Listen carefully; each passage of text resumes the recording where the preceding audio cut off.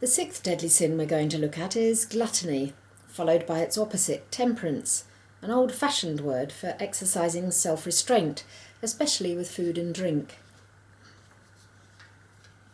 Vine's Expository Dictionary explains that the word for glutton in Greek is gaster, which denotes a belly.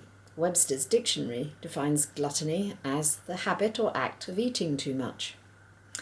There's relatively few references to gluttony in the Bible compared to the previous 5 deadly sins that we've looked at.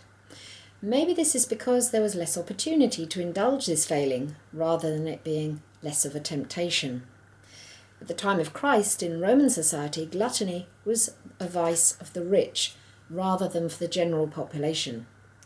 Many were fortunate to have enough to eat, rather than having a problem with overeating.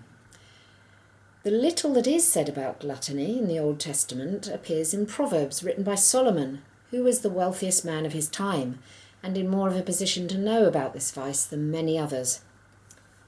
Maybe the fact that gluttony is included in this list of 7 deadly sins gives us more of an insight into the society at the time of Pope St. Gregory the Great in 600 AD, when this list was allegedly compiled. However, it's also very relevant to modern Western society, where for a long time we have had access to more than enough food to satisfy most of our population. As a result, there is an increasing problem with overweight and obese people. In previous societies, such problems were seldom seen outside the domain of the rich. A more common problem was for people not having enough to eat.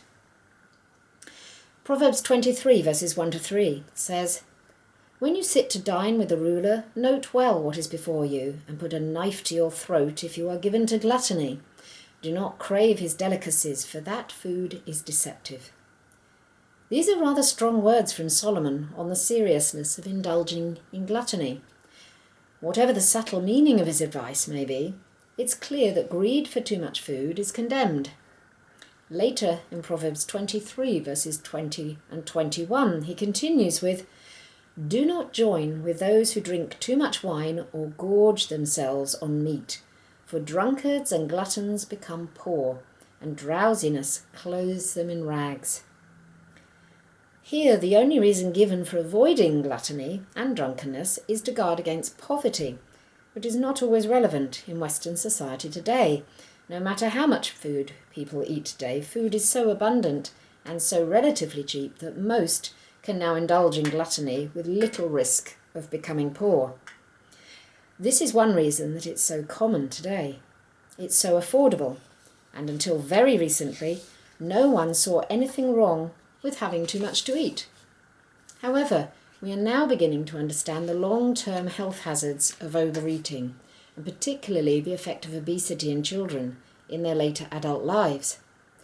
Something that was first warned against by God thousands of years ago has finally now been discovered to be detrimental to our health. The only verse which really refers to the problem of gluttony in the New Testament is Philippians 3 verse 19, which says, "Their destiny is destruction, their God is their stomach, and their glory is in their shame. Their mind is on earthly things." The people that Paul refers to here he describes as being enemies of the cross of Christ. Again, these seem to be overly strong words to use about a sin that many people today, including Christians, do not really look on as being very sinful, if at all. It's interesting that this is written to the group in Philippi, which was a strong Roman colony in Paul's day and undoubtedly contained elements of the rich Roman society. They indulged in a practice of overeating, and once they were too full to eat any more, they induced vomiting, which would then allow them to enjoy eating even more at the cost of both health and dignity. This is not so very different from the eating disorder we've labelled bulimia today. In ancient Rome, among the rich, this was considered normal behaviour. Maybe out of all the deadly sins we've looked at so far, this is the one that is the greater problem for many Christians. Most would immediately agree that pride and greed and envy and anger and lust are wrong. However, gluttony is one that many would turn a blind eye to and not even consider it a sin. However, overeating shows a lack of control, and continual overeating is a habitual sin. It affects our personal health and as a result can have a detrimental effect on those around us, both emotionally and financially. Dealing with the results of obesity can use up valuable resources within a society that could be better used for health problems that aren't self-induced. As with many ingrained habits such as smoking, drinking, gambling, and excessive spending, gluttony can be very difficult to break. But the first step is acknowledging it to be wrong. The next step is then to do something about it. The opposite of gluttony can be described as temperance, although today this is rather an old-fashioned word which is seldom used. However, if it is used, it's usually in the context of abstention from alcohol. The Greek word enkrateia that was translated temperance in older versions of the Bible is more accurately translated self-control in modern versions of the Bible. Webster's dictionary defines temperance as 1. The state or quality of being temperate, self-restraint in conduct, expression, indulgence of the appetites, etc., and moderation. And 2. Moderation in drinking alcoholic liquors or total abstinence from alcoholic liquors. As we're trying to look at the opposite of gluttony, it seems that self-restraint with respect to food is probably the closest definition we're going to get. As with many things, they may not be wrong in and of themselves, but they become wrong when used excessively. Food is necessary for health and life itself, but when overindulged in, it becomes unhealthy and wrong. Moderation and balance seem to be the key words here. There's very little said in the Bible about this sort of self-restraint, perhaps because relatively few people at that time had the means to indulge in overeating.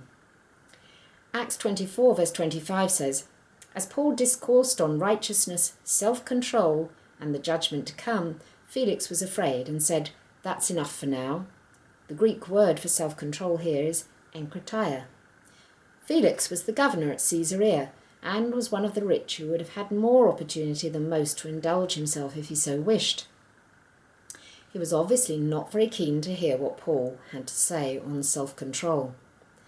And maybe we are a little like Felix when it comes to certain physical pleasures, particularly if they appear to be fairly harmless.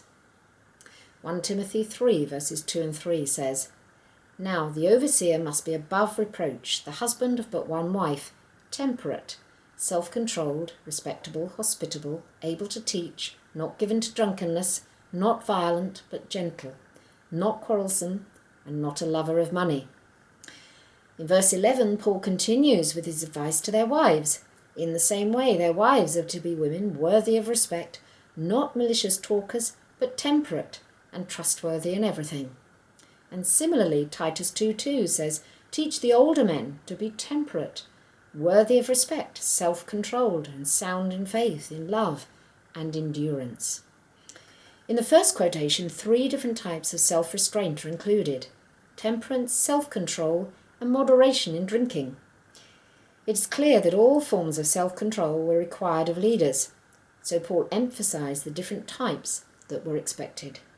With respect to the women, temperance was in the context of talking rather than of eating and drinking. However, the overall message is clear. It's important that believers exercise self-restraint and moderation in all areas of their lives in order to please God.